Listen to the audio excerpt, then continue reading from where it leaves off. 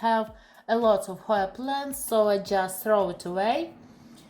Next, as you can see here, this stem is completely all is covered with roots. Roots are here also here are a lot of roots.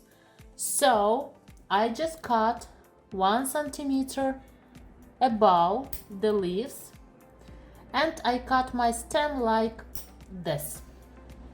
And this is my second cutting is ready. And the next one, everything the same, 1 centimeter above the leaves and a bit lower here.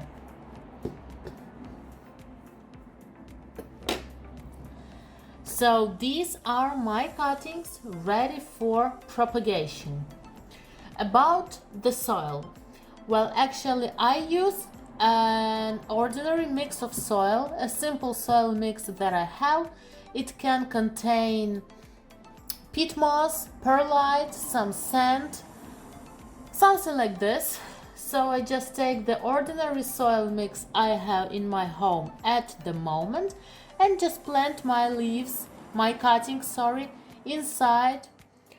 For propagation, I like to use plastic transparent cups because I just want to see whether roots appeared, is everything okay or not, and so on and so forth. So for propagation, I like to use transparent plastic cups. So let's get started. Also here I have some Hoya plants I've propagated a month ago. As you can see, there are a lot of roots over here. And as you can see, it's very simple to see the roots from the transparent plastic cups.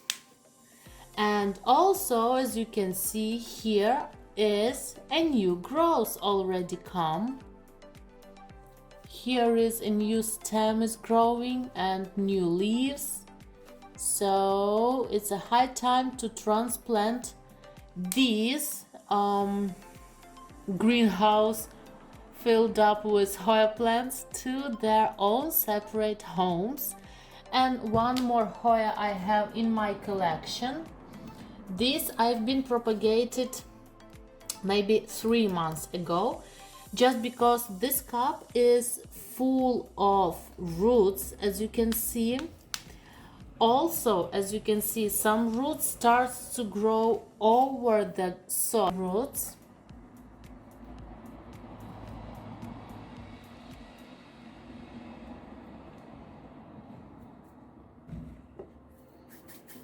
Only this one and